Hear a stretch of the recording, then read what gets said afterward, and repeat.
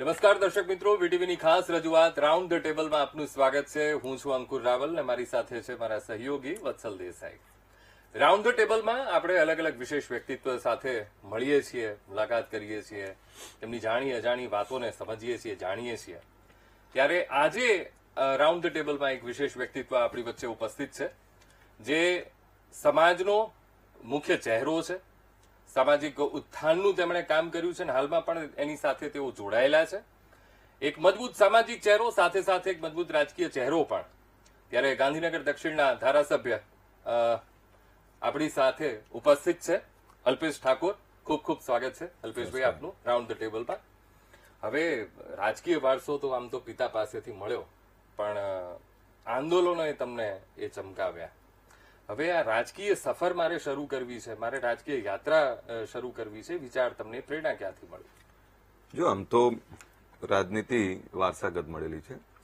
દાદા ગ્રામ પંચાયતના સરપંચ હતા, ત્યાંથી લઈને તાલુકા પંચાયતના સભ્ય હતા, પપ્પા તાલુકા પંચાયતના સભ્ય હતા, પિતાશ્રી જિલ્લા પંચાયતના સભ્ય હતા અને પછી અલગ અલગ પદો ઉપર રહ્યા. એટલે રાજનીતિ તો ઘરમાંથી જોયેલી છે. આજે દેશના અને ગુજરાતના એ નામાંકિત નેતાઓને મેં મારા ઘરે જમતા જોયેલા છે, વારંવાર આવતા જોયેલા છે. એટલે રાજનીતિ તો સ્વાભાવિક છે કે વારસાગત મળી છે. પણ ગામડાથી લઈ અને શહેરોમાં અને શહેરોની ચકાચોંધ લાઈફમાંથી લઈ અને ફરીથી પાછું ગામડાઓમાં સોશિયલ લાઈફમાં જવું, પોલિટિક્સમાં જવું, એ આમ તો કોઈ પ્લાનિંગ સાથે નહીં આવેલું. આ અચાનક થયેલી વ્યવસ્થા છે. એક એવી કોર્પોરેટ લાઈફ જીવતો, અમદાવાદમાં સુખ સાહેબી વાળી લાઈફ જીવતો એક યુવાન, અને એને પછી સોશિયલ લાઈફનો ચસ્કો લાગે અને પછી પોલિટિક્સનો ચસ્કો લાગે. એ કદાચ પરમાત્માએ લખ્યું છે, બાકી હું તો પોલિટિકલ કે સોશિયલી જીવ નહોતો. એવું હતું કે સારી સાદી નોકરી કરતા આવીશું, બેંકમાં સારી એવી નોકરી કરી અને લાઈફ શાંતિથી જીવતા આવીશું. પણ ક્યારે રાજનીતિમાં આવ્યો, ક્યારે સમાજ જીવનમાં આવ્યો, પરિસ્થિતિઓ જ્યારે જ્યારે કોઈ નિર્માણ પામી ત્યારે અચાનક આવેલો માણસ છું. એમ આ કામ કરતો સોશિયલી ઘરમાંથી જોયેલું. ક્યારેક કોઈ એવું કહે કે અરે ઠાકોર જેવા નહીં લાગતા, એટલે એવું થાય કે અરે એવું શું છે અમારા સમાજમાં, એવી શું તકલીફ છે. જયારે ઠાકોર સેનાની સ્થાપના કરી ત્યારે વિષય તો આટલું જ હતું. ક્યારેક સારી કોર્પોરેટ ઓફિસમાં બેઠા હોય ને કોઈ સારા સુંદર કપડાં પહેર્યા હોય, સારી ભાષા બોલતા હોય, એટલે લોકો એમ કે અરે યાર, એટલે મને કે ખોટું ના લગાડશો, તમારામાં વ્યસનો બહુ છે, તમારામાં શિક્ષણ ક્યાંય છે નહીં, તમારામાં અવેરનેસ નથી, અંધશ્રદ્ધા કુરિવાજો બહુ છે. એટલે કદાચ તમને ઇન્સલ્ટ લાગશે, પણ આ જે બાબતો છે એ તમારામાં છે એટલે પૂછીએ છીએ. એટલે એવું થયું કે નહીં, કંઈક બદલાવ કરવો છે. જયારે વ્યસન મુક્તિની વાત લઈને તમે નીકળ્યા ત્યારે તો સમાજ તરફથી થોડોક તો પડકારો સમાજમાં ઉભા તો થયા જ હશે, તમારી સામે આંગળીઓ તો ચીંધી હશે. એટલે આપણે કહું, એક સમય એવો આવ્યો અંકુરભાઈ કે વ્યસન મુક્તિની વાત કરી તો સમાજમાંથી કેટલાક લોકોએ રેલીઓ કાઢી કે 18 વર્ષની રોજગારીનું શું. એટલે ફટકાર તો હોય, દારૂ કેવી રીતે બંધ કરાવશો. બીજું આપણે એવું કહું કે જે દારૂના કારણે જે બેન વિધવા બની એ જ દારૂ વેચતી હોય અને એની ચિંતા માટે લઈને જે લોકો આવતા હોય, તો એવું માનું છે એ લોકોની માનસિકતા સમાજ વિરોધી, અને હું એવું માનું છું કે નબળી માનસિકતા અને પોલિટિકલ માનસિકતા હોય તો જ આવું કરી શકે. જેનામાં સોશિયલ માનસિકતા પડી છે. જો હું એવું માનું છું, કોઈ પણ લીડર, આગેવાન એ કડવો લાગે ને એટલે હું સમજવાનું કે સાચી વાત કરી રહ્યો છે. આ જમાનામાં સાચી વાત કોઈ સાંભળવી નથી. મેં જે વાત મૂકી, ક્યાં સુધી દારૂ દૂષણના કારણે મરતા રહીશું, ક્યાં સુધી દારૂના કારણે વિધવાઓ પેદા કરતા રહીશું, ક્યાં સુધી અનાથ બાળકો પેદા કરતા રહીશું, ક્યાં સુધી એની જમીન જાગીરી નશાના કારણે કેટલી લોકો હડપ કરી ગયા. તો હવે તો રોકવું પડે ને. એ બદલાવ લાવ્યો ત્યારે કેટલાક લોકોએ રેલીઓ કાઢેલી, કેટલાક લોકોએ જ્ઞાનો રોજગારનું શું, પણ હું ડગ્યો નહીં. કારણ કે કોઈ પણ સારી વાત કરો ને ત્યારે બધાએ, જે તમે ઇતિહાસ જોઈ લો, જે લોકો કંઈક બદલાવ માટે લડ્યા છે ને બધાને વિપરીત પરિસ્થિતિનો સામનો કરવો જ પડ્યો છે. એ કર્યો, પણ એ વર્ગ બહુ નાનો હતો. આપણે કોઈ બહુ ઓછો વર્ગ હતો. એક પ્રબુદ્ધ વર્ગ જે અમારા સમાજમાં હતો, એક પ્રબુદ્ધ યુવાન જે હતા, એમને કોઈ નહીં બદલાવ કરવો છે. અને વાત તો સાચી કરી. મેં વાત કરી ક્યાં સુધી પાનના ગલન ચાની કેટલી ગપ્પા મારતા રહેશો. એ ટ્રમ્પને અમેરિકાની ચિંતા છોડે તો બહુ આગળ છે. આપણે આપણી ચિંતા કરો. 2016માં દારૂની સામે, દારૂના દૂષણની સામે લડત ચલાવનાર અલ્પેશ ઠાકોર અને 2026માં ધારાસભ્ય અલ્પેશ ઠાકોર, શું ફરક? એ વખતનો બેબાક અને એ વખતનો બિંદાસ અલ્પેશ ઠાકોર, એમાં ક્યાંક નાની મોટી પોલિશ થઈ છે. બદલાવ લાવવો છે તો સંયમ અને આક્રમકતા બંનેને ભેગું રાખવું પડે. આજે પણ આપને કહું કે ક્યાંક ખોટું થાય છે ને તો ભવા ચડી જાય છે, મારા આંખો લાલ થઈ જાય. આજે પણ એવું થાય કે એ ક્યાં, એટલે ઘણીવાર એવું લાગે આપણને કે પોલિટિકલ બંદીશ તો રે, પણ પોલિટિકલ બંદીશ છે ને એમાં પણ ઘણા બધા લોકોનું ભલું છુપાયેલું છે. તમે એજિટેશન કરો, આંદોલન કરો, આફ્ટર ઓલ જવાનું છે સરકાર જોડે, તો સરકારમાંથી બદલાવ કેમ ના થાય? પણ એ વખતનો બિંદાસ અલ્પેશ ઠાકોર, બેબાક અલ્પેશ ઠાકોર અને આ વખત અત્યારનો વિવેકી સંયમી અલ્પેશ ઠાકોર, એવું લોકોને એવું લાગતું હશે.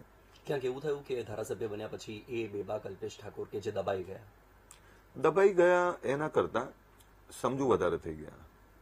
અને આપને કહું, લડવાનું તો મારી લાઈફમાં છે. એક આંદોલનકારી છે ને એ હંમેશા આંદોલનકારી જ રહે. હું કોઈ પણ બાબતમાં મારી જબાનને ચૂપ નહીં રાખી શકું. હું ઈચ્છું ને તો પણ નહીં રહેતું, અને કદાચ જબાન ચૂપ રહે તો મારી આંખો કહી જાય છે કે આને નથી ગમ્યું એમ. એટલે લડવાનું, દબાવવાનું તો એ દબાઈશ તો કંઈ હું લોકો માટે કંઈ નહીં કરી શકું. હા, થોડોક ટાઈમ પોરો 100% કહીશું, પણ લડવાનું બંધ નહીં કરું. આ મારા લોકો છે અને ગુજરાતના લોકો છે, મારા પર ખૂબ ભરોસો છે. લડશે, કરશે તો આ કરશે, અને જયારે લડશે ને કરશે તો આ કરશે, એ ડરપોક ના હોય, એ લાલચુ ના હોય, એને લડવું હોય, સમયની રાહ જોતો હોય. એટલે જયારે જે સમય ઉભો થશે, મેં કહ્યું ને, અનાયાસે સામાજિક જીવનમાં આવ્યો, અનાયાસે રાજનીતિક જીવનમાં આવ્યો, તો પછી લડવાનું કેમ બંધ કરું? પરમાત્માએ મને જે કામ માટે મોકલ્યો છે એ લડવાનું બંધ નહીં કરું. પણ એટલું ચોક્કસ કહું તમને, વ્યસન મુક્તિમાં અમે સફળ છીએ, સોશિયલ બદલાવ લાવવામાં સફળ છીએ. આજે આ સમાજમાં 90-95% વ્યસન મુક્તિ છે. આ સમાજમાં શિક્ષણની ભૂખ લાગી છે. અનેક હજારો દીકરા દીકરીઓ સરકારી નોકરીઓમાં આવી રહ્યા છે, વિદેશ અભ્યાસ માટે જાય છે, સારા નાના મોટા ધંધા રોજગાર કરવા માટે જાય છે. આજે આ સમાજમાં બદલાવ એ છે કે બીજા સમાજો સાથે ભળે છે. સારું નરસાનું જ્ઞાન સાથે અમે વ્યક્તિ ઘડતરનું એવું કામ કર્યું છે કે જે બીજાને પ્રિય બને છે અને પોતાની પરિવારની, પોતાના સમાજની, પોતાના ગામની ચિંતા કરે છે. અને આ બધું કર્યું હોય ત્યારે જે કટ્ટરવાદી લોકો છે અથવા જેને લડાઈ ઝઘડાની માનસિકતા જેનામાં છે એ લાંબો નહીં ચાલે. એટલે એ માનસિકતામાંથી મેં બહાર કાઢ્યા છે બધાને. અને એટલે કદાચ તમને એને સંયમતા લાગે, ક્યાંક દબાય એવું લાગે, પણ મને આમની ચિંતા છે. મારે આમને પેન આપી છે, મારે આમને સારી એસી ઓફિસો આપી છે, સારી ફેક્ટરીના માલિક જોવા છે, સારી સરકારી નોકરીઓમાં જોવા છે, સારા સમૃદ્ધ લોકો જોવા છે. એટલે એ દિશા આપું છે ને એને કદાચ દબાયેલું કહી શકો તમે, પણ એ દબાવવામાં પણ એમનું ભલું છે. તમે ભરોસાની વાત કરી તો ધારાસભ્ય તરીકે તમે મતદારોના ભરોસા પર ખરા ઉતર્યા, તમને આત્મસંતોષ ખરો? હા, 100%. મારી વિધાનસભાની વાત કરું તો ધારાસભ્ય તો મને મારા મતદાર જે આપ્યા છે. હું આપને કહું, મારી વિધાનસભાના તમે કોઈ પણ ગામમાં જાઓ, છેલ્લા 3 વર્ષમાં બહુ જ મોટો બદલાવ. અને જે કોઈ 25 વર્ષ જૂના, કોઈ વર્ષો જૂના પ્રશ્નો હતા, ચાહે રોડના હતા, ચાહે પાણીના હતા, ચાહે ડ્રેનેજના હતા, એ જે પ્રકારના મૂળ માળખાકીય જરૂરિયાતો જે હતી એ જરૂરિયાતો અમે 100% પૂરી કરી છે. અને એમાં આજે મારી વિધાનસભામાં 3000 કરોડથી વધારેના કામો ચાલુ છે. અને હું એવું માનું છું કે ઓલમોસ્ટ 1500 કરોડના કામ તો ડન થઈ ગયા છે. એટલે 100%. હા, પણ એક રાજનીતિક નેતાએ ક્યારે સંતોષ ના હોય. એને એવું હોય કે એવું શું કરું કે મારા લોકોને વધારે કરી શકું. તમે એનો દાખલો આપો, એક દેશના સર્વોચ્ચ નેતા અમિતભાઈ શાહ સાહેબ, એમની લોકસભામાં સમયાંતરે દર 2 મહિને વિઝિટ હોય છે. 30,000 કરોડથી વધારેના કામો કર્યા. તેમ છતાં એમનો ભૂખ શું છે? મારી લોકસભામાં કોઈ પણ કામ એવું ના હોય કે જે બાકી રહી જાય. એમ આજે પણ હું આપને કહું, સતત મને એવું છે કે જયારે 2027માં ફરીથી એમની વચ્ચે જઉં ત્યારે પ્રશ્ન ના રહેવો જોઈએ કે આ બાકી રહી ગયું. હું એટલું ચોક્કસ કહું કે મારી વિધાનસભા લડ્યા પછી લોકસભા 1 લાખ ઉપરની લીડ આવી મારી વિધાનસભામાં. પછી તાલુકા પંચાયતની ચૂંટણી આવી, ધારાસભ્યનો કોઈ પ્રશ્ન ના આવ્યો. જિલ્લા પંચાયતની ચૂંટણી, ધારાસભ્યનો કોઈ પ્રશ્ન ના આવ્યો. મારા માટે એચિવમેન્ટ છે કે મેં મારા લોકો માટે જે કામ કરું છું. એમને ખબર છે કે મારો નેતા ઈમાનદાર છે. બીજું આપને કહું, આજે ઓન કેમેરા પર તો ક્યારે કરપ્શનનો દાગ નહીં લાગવા દઉં. એ કરપ્શન મારો વિષય નથી. હું એવું માનું છું કે પરમાત્માએ મને કોઈના માટે મથવા માટે, લડવા માટે, કંઈ આપવા માટે પસંદ કર્યો છે. જો હું લેવા નીકળીશ ને તો પછી એ લડનારો અલ્પેશ ઠાકોર ખોવાઈ જશે. મારી ઈમાનદારી એ જ મારી તાકાત છે, મારી સચ્ચાઈ મારી તાકાત છે. ઓકે. મેં મારા બાળકોને એવું કીધેલું છે કે તારો બાપ જે લક્ષ્મી છે પવિત્ર લક્ષ્મી છે, આપણી મહેનતની લક્ષ્મી છે, એટલે બરકત આવશે, તને આબરૂ આપીને જઈશ. તમને કોઈ એવું નહીં કે તમારો બાપ કરપ્ટેડ કરે છે કે કરપ્શન કરે છે. એટલે આપને કહું, મને હા રાજનૈતિક વ્યક્તિ તરીકે, ધારાસભ્ય તરીકે મને સંતોષ ના હોય, પણ મારા કામથી, મારા કાર્યકર્તાઓની ટીમથી, મારા સંગઠનના ચૂંટાયેલા પદ્ધતિ કરીને મને ખૂબ આનંદ છે અને એ લોકો મથે છે. રાઉન્ડ ધ ટેબલમાં સમય છે વિરામનો. વિરામ બાદ ચર્ચાને આગળ વધારીશું. વિરામ બાદ સ્વાગત છે. ધારાસભ્ય આપણી સાથે છે. ચર્ચાને આગળ વધારીએ. હવે તમે કોંગ્રેસ છોડીને બીજેપીમાં જોડાયા, ઘણા લોકોએ તમને તકવાદી પણ કહ્યા. આ આરોપોનો જવાબ શું હોય છે? 8 વર્ષથી આવે. હા. મને એ કહો, જે લોકોએ 40 વર્ષ સુધી હા. કોંગ્રેસમાં રહી, ક્યાંક તમામ હોદ્દાઓ ભોગવ્યા, તો એ લોકો 40 વર્ષે કેમ કોંગ્રેસ છોડી?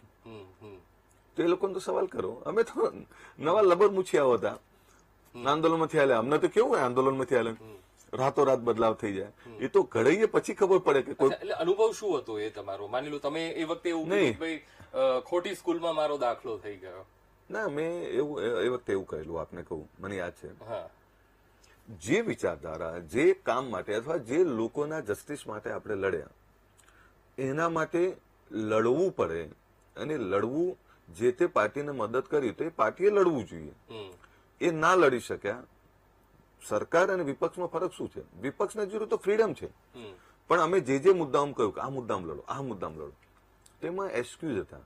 એ આને આ ખોટું લાગે, આના તો અમને, અમે આવ્યા ત્યારે તમને એ હું નતું લાગ્યું કે આ મુદ્દાથી આને ખોટું લાગે? એક પોલિટિકલ પાર્ટી, ઓપોઝિશનનું કામ એ છે કે જ્યાં જ્યાં જે મુદ્દાઓમાં ક્યાંક ગડબડી ચાલતી હોય, ક્યાંક અન્યાય થતો હોય, તો એની સામે એ લોકોએ લડવું પડે. હવે લડે નહીં તો પછી મતલબ શું છે? વિરોધ પક્ષની ભૂમિકા ના નિભાવે. એટલે અમને એવું થયું કે યાર, તમે જો વિરોધ પક્ષમાં છો નથી કરતા, તો સત્તામાં આવશો શું કરશો? તો સત્તામાં આવશો ત્યારે તો કઈ નહીં કરો. આપણે એવું થયું કે જવા દો આમાં. અને બહુ ટૂંકા ગાળામાં મોહ બંધ થઈ ગયો તમારો. તો તમે એવી કોઈ કસમ ખાધી હતી કે રાજકીય કોઈ પક્ષ જોઈન ના કરો? હા, એ તો જો સ્વાભાવિક છે. અમને એવું હતું કે સોશિયલ લીડર તરીકે અમે ઘણું બધું કરી શકશું. સોશિયલ લીડર તરીકે અમે એવું હતું કે આપણે આંદોલનકારી તરીકે વધારે દબાઈ શકશું અથવા વધારે કામ કરાવી શકશું. પણ સાચું કહું ને તો દરેક વખતે લડવું, દરેક વખતે રોડ ઉપર ઉતરી જતા. 5 વાતમાંથી અડધી વાત, 1 વાત, 2 વાત મંજૂર થતી. એટલે આપણે એવું થતું કે યાર ક્યાં સુધી માંગતા રહીશું? અમારે કોઈ રાજનીતિમાં આવવાના એવા અભરખા નહોતા ને એવું કોઈ પ્લાનિંગ નહોતું. પણ હર વખતે હલ્લા હોલ, હર વખતે માંગબાજી, ક્યાંક ત્યાંથી ષડયંત્રો થાય, અમારા 2-4 આગેવાનોને ખોટા ભરાવે, ખોટા દબાવવા. જે જસ્ટિસ માટે નીકળાય એમાં તો ક્યાંક અમને સંતોષ નહોતો થતો. એટલે એવું થયું કે ક્યાં સુધી બહાર રિંગમાં રહીને આપણે આ કરશું? હું તો એવા તમામ લોકોને કહું છું, જે લોકો social media, Facebook, WhatsApp, Instagram, Twitter ઉપર ક્રિટિસાઇઝ કરે છે અથવા ખામીઓ કાઢે છે, એવા લોકોને પૂછું કે બહારથી બેસીને ખામીઓ કાઢવી, બહારથી બેસીને પથ્થર મારવો, એના કરતા રિંગમાં ઉતરો અને રિંગમાં ઉતરીને બદલાવ માટે મથો. હું ફરીથી કહું કે રિંગમાં ઉતરીને બદલાવ માટે જેટલા લોકોએ પ્રયત્ન કર્યા, ભલે કોઈ 100% સફળ થયું, કોઈ 10% સફળ થયું, પણ સફળતા તો મળે છે. એટલે 100% રાજનીતિમાં આવવાનો કોઈ એવો ઈરાદો નહોતો, પણ તેમ છતાં રાજનીતિમાં આવ્યા પછી એ બદલાવ માટે મથવું પડે. અને એ જ કે ભાઈ માંગવાથી કઈ નહીં મળે, એના આપનાર બનવું પડે. એ આપનાર બનવા માટેની વાત. તો એક ઓબીસી નેતા તરીકે બીજેપીમાં પૂરતું મહત્વ, પૂરતો પાવર તમને મળી રહ્યો છે કે માત્ર ને માત્ર એક ઓબીસી ચહેરા તરીકે જોવાય છે? જો પાવર છે ને એ માંગવાથી ના આવે. પાવર છે ને, પાવરમાં તમારે વેઇટ એન્ડ વોચ હોય. ઓકે. મેં ફરીથી તમને કહું કે રાતોરાત કોઈ બદલાવ આપણે કરવા માંગીએ છીએ તો ઘણીવાર પરમાત્મા સાથ આપે છે, ઘણીવાર પરમાત્મા પરીક્ષા કરે છે. મારે જ્યાં પહોંચવું છે, અમારે જે કરવું છે, એમાં 100% જો અમે પાછળ છીએ. આજ નહીં તો કાલ. કોણ ઓળખતું હતું અલ્પેશ ઠાકોરને? બાજુવાળો મારા કહેવાથી વોટ ના આપે એની જગ્યાએ આખો દેશ ઓળખે. ગુજરાતના અનેક લાખો યુવાનોની કેડર તૈયાર છે. ત્યારે એમના માટે લડવા માટે જયારે નીકળે છીએ ત્યારે પરીક્ષા તો હોય. જેનો સંઘર્ષ લાંબો, એની સફળતા પણ લોંગ ટર્મની હોય છે. એટલે એવું માની લઈએ અમે કે અમારો સંઘર્ષ લાંબો છે, હજુ સંઘર્ષ કરીએ છીએ અને કરીશું. સંઘર્ષ કરવાથી થાકી નહીં જવાનું. સંઘર્ષ ચાલુ છે અને તમે જે કહો છો એમ ક્યાંક ઘણી બધી બાબતોમાં અમને સંતોષ ના પણ હોય અને ઘણી બધી બાબતોનો સંતોષ પણ હોય, પણ તેમ છતાં સંઘર્ષ ચાલુ રાખવાનો. ઘણા બધા એવા ચહેરા છે અત્યારે પણ રાજકારણમાં કે જ્યારે તેમની પાસે કોઈ પદ નહોતું ત્યારે ખુલીને બોલતા હતા અને પદ મળ્યા પછી એ ચહેરા શાંત થઈ ગયા. તો શું પદ મેળવવા માટે એ પહેલાની જે ગરમી હતી, જે જુનૂન હતું, એ પદ મેળવવા માટેનું હતું? હું તમને 2-3 બાબતોનું ધ્યાન દોરું. જેના ઘરમાં બેકાર દીકરો બેઠો છે અથવા જેના ઘરમાં અંધાડું છે, એનું અજવાળું માટે જયારે લડતા હતા ને, જયારે તો પોલિટિકલ પાર્ટીમાં હતા ને, ત્યારે પણ એ વિરોધ કરતો હતો. એને ખબર જ નહીં કે તારા ઘરમાં અંધારું છે એને અજવાળું કરવા માટે હું તારી વાત કરું છું, પહેલા તારા ઘરની વાત કરું છું, ત્યારે એ વિરોધ કરતા.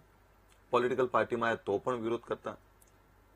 એટલે પદ માટે કોઈ દોડતું હોય તો પછી પ્યોર પોલિટિક્સ કરે, તો સોશિયલ વાત શું કરવા ઉઠાઈએ? હું આપને કહું, માની લો કે જે પાર્ટીમાં હતા તે પાર્ટીમાં પણ વિરોધી હતા, જે પાર્ટીમાં આજે છીએ ત્યાંય વિરોધી હોય. અત્યારે છે ને આઈડિયોલોજીકલ માણસો શોધવા બહુ અઘરા છે, અને આઈડિયોલોજીકલની સાથે દરેકને પોતાની ગમતી વાત સાંભળવી છે.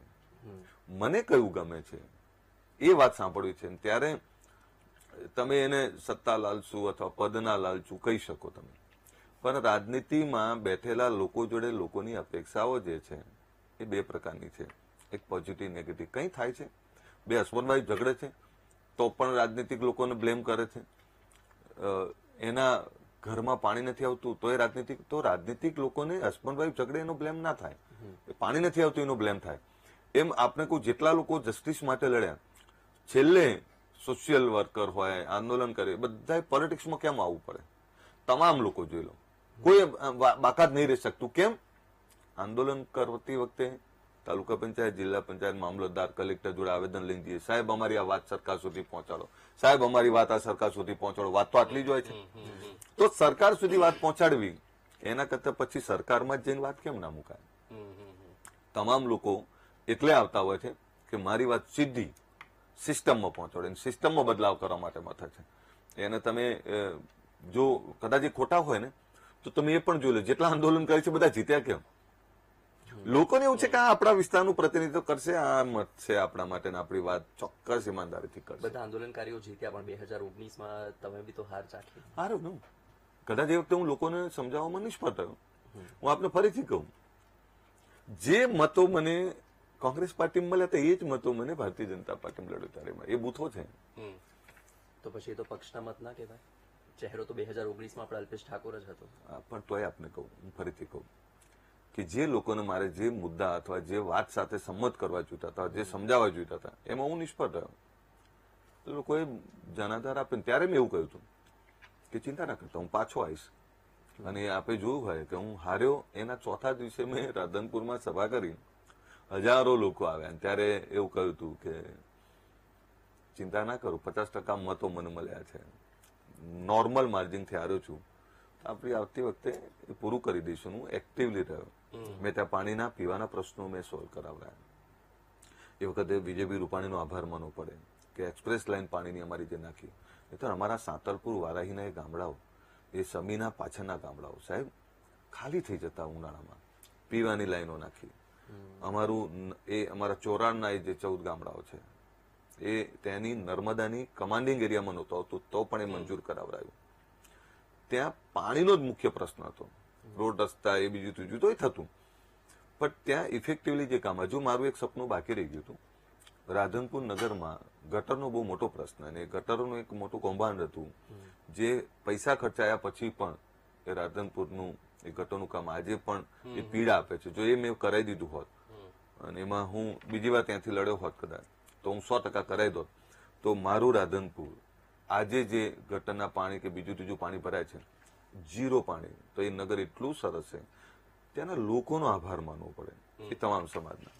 જે લોકો મને નહોતા ઓળખતા, અથવા જે લોકોને એવું હતું કે આ કટ્ટરવાદી માનસિકતા છે, હું કટ્ટરવાદી માનસિકતા વાળો માણસ નથી.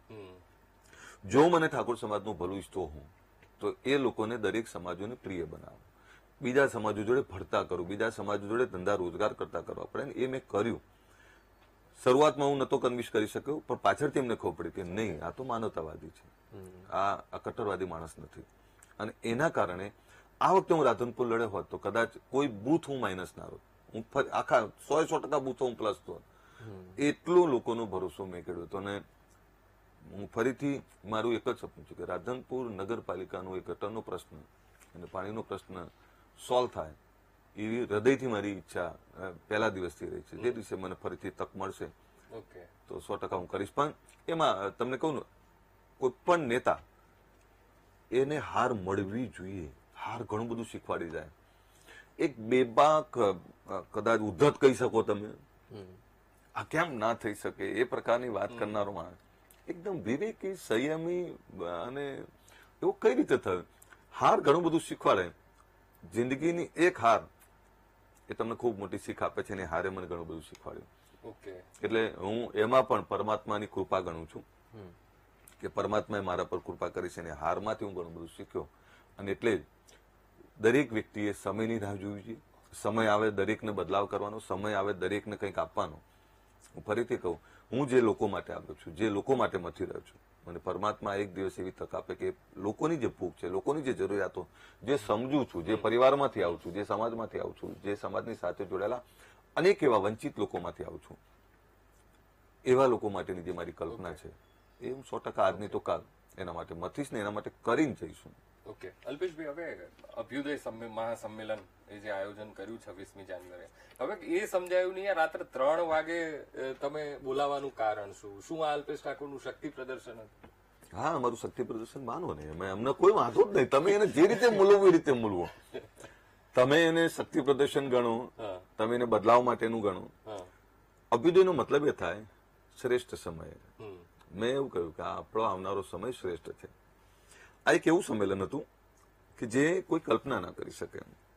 મને આદત છે, તમે જુઓ ને મારા અત્યાર સુધીના જે સંમેલનો થયા, ખરાબ બપોરે 45 ડિગ્રી ગરમીમાં પણ મંડપ વગર 2-5 લાખ લોકો ભેગા થયેલા છે અમે. એટલે એવા અનેક સંમેલનો, તમે મારું પ્રોફાઇલ કાઢશો તો 50,000 લાખ વાળા તો તમે ગણી નહીં કાંઈ એટલા સંમેલનો હશે. ફરીથી આપને કહું કે આ જે સંમેલન છે ને અમારા સંગઠનની તાકાતને પરખવાની, ઘણીવાર પોતાની જાતને પરખવી પડે.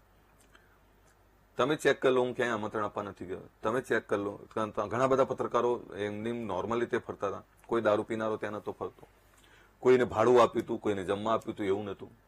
કોઈએ નાસ્તાની વ્યવસ્થા કરી તો પાટીદાર સમાજ હોય, રબારી સમાજ હોય, દરબાર સમાજ હોય, ચૌધરી સમાજ હોય, દલિત સમાજ, તમામ સમાજોએ ત્યાં નાની મોટી નાસ્તા પાણીની વ્યવસ્થા કરી હતી. કોઈ અમારા ઠાકોર સમાજના લોકો જમવાનું લઈ આવેલા, અમારા પરચાધામ વાળા લોકો લઈ આવ્યા, પાણીની વ્યવસ્થા કરેલી. અમારા છોકરાઓ, અમારા યુવાનો સ્વયં પોતાના ખર્ચે આવ્યા.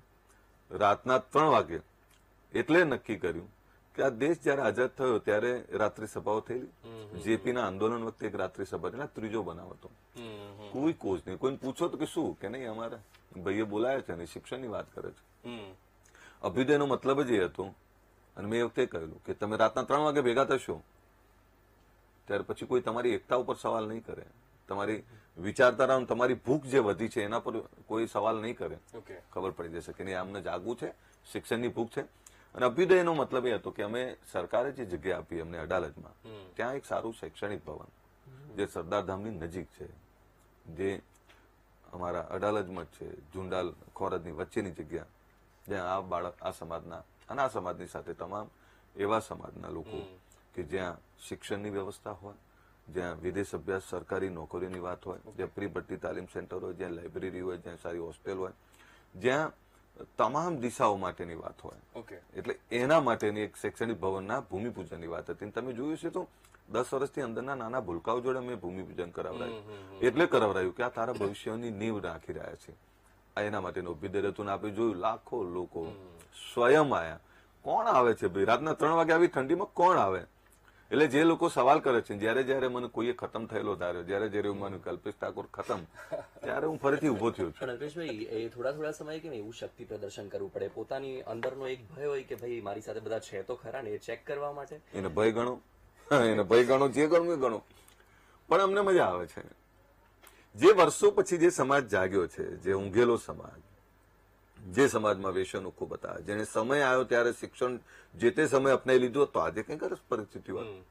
એક એવો જમીન જાગીરી વાળો સમાજ. આ અમદાવાદ ગાંધીનગરની મોટા ભાગની જમીનો ઠાકોરોની હતી. આ જ્યાં બેઠા છીએ આ 7-12 કાઢો તમે, 25-50 વર્ષ જૂનો તો ઠાકોર જ હશે. એક જમીન જાગીરી વાળો સમૃદ્ધ સમાજ, જે આપનારો સમાજ. એવું શું થયું કે આ સમાજની તકલીફો વધી? તો સમય આવ્યો ત્યારે અમે શિક્ષણ ના પકડ્યું, સમય આવ્યો ત્યારે અમે વ્યસનો છોડ્યા નહીં, સમય આવ્યો ત્યારે અમે શ્રદ્ધામાંથી બહાર નીકળ્યા. એ સમાજ આજે વ્યસનો છોડી અંધશ્રદ્ધા કુરિવાજો છોડીને શિક્ષણ તરફ દોડે છે, ધંધા રોજગાર તરફ દોડે છે, વિદેશ અભ્યાસ વિદેશ નોકરીની ભૂખ લાગી છે.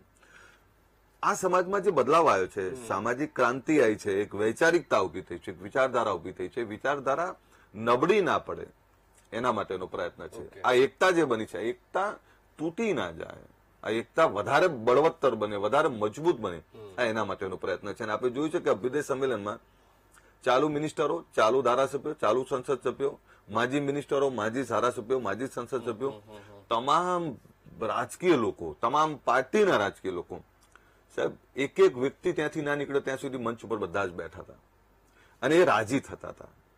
લોકો સવાલ એ કરતા કે આગેવાનો એક નથી, તો આગેવાનો મંચ ઉપર જોઈને સમાજ રાજી થતો હતો.